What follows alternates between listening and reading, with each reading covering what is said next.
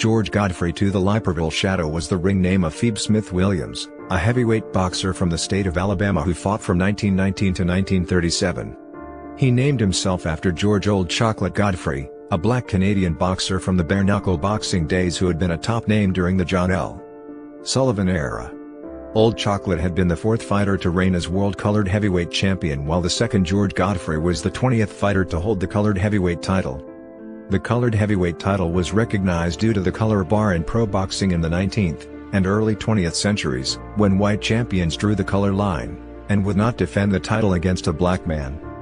In the heavyweight division, the color bar was adamantly defended by Old Chocolate Godfrey's contemporary, the Boston Strong Boy, John L. Sullivan. Ironically, it remained in force even after colored heavyweight title holder Jack Johnson won the world's heavyweight title in 1908. Johnson never fought black opponents either, allegedly because such top promoters as Tex Rickard believed that a fight between two black boxers would not draw at the gate. He was also the only man to ever defeat the 7-foot 9-inch giant Gogea Mitu.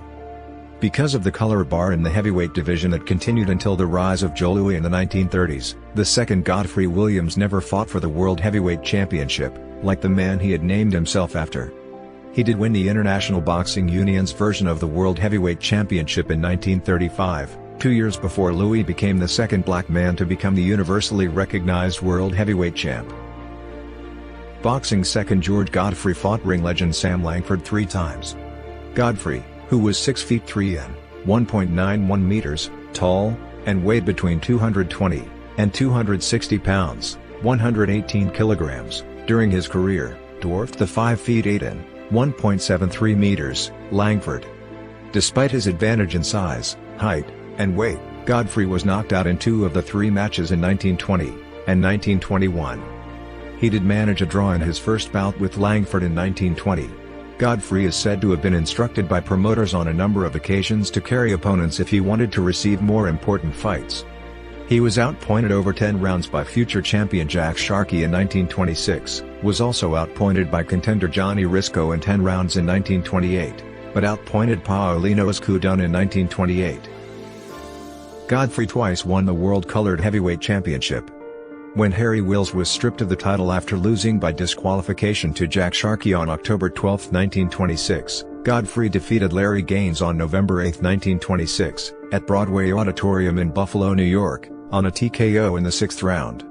Godfrey made 3 defenses of the title, which was retaken by Gaines on August 15, 1928, in Buffalo when Godfrey was disqualified.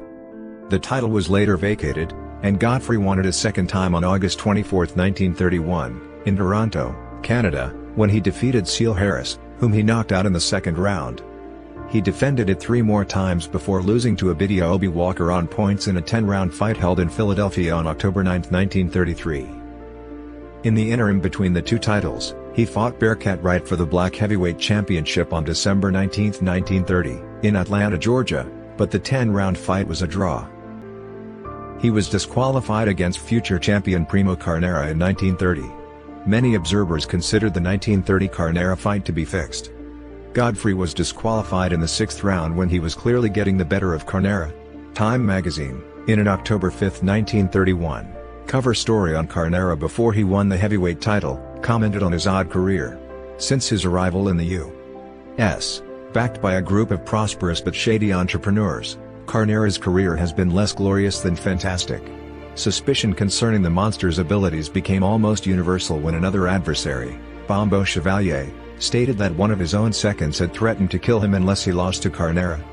Against the huge, lazy, amiable Negro George Godfrey, 249 pounds, he won on a foul.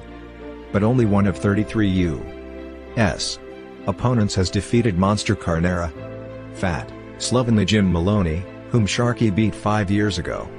In a return fight, at Miami last March, Carnera managed to outpoint Maloney. Godfrey had knocked out Maloney, who went on to beat Carnera after the latter's defeat of Godfrey in 1927. Godfrey would go to Europe later in his career, and win the International Boxing Union World Heavyweight title. In late 1934, the EBU had ordered world champion Max Baer to defend his title against the reigning European champion, Pierre Charles of Belgium. When Baer instead opted to fight James J. Braddock, they withdrew recognition of him as champion. Subsequently, the Ibu matched Charles with Godfrey for their version of the title, with the fight taking place in Brussels, Belgium on October 2, 1935. Godfrey won a 15-round decision on points, but did not press any claim to the championship, and it was inactive for the next 2 years. The Ibu then recognized Beer's successor Braddock as champion. Godfrey died on August 13, 1947, in his home, and was found a week later, aged 50. His funeral was attended by many boxers, including former heavyweight champion Jack Dempsey, former light heavyweight champion Jack Root, former middleweight champion Gorilla Jones, and others included footballer Dick Donald, and boxing manager Mike McNulty.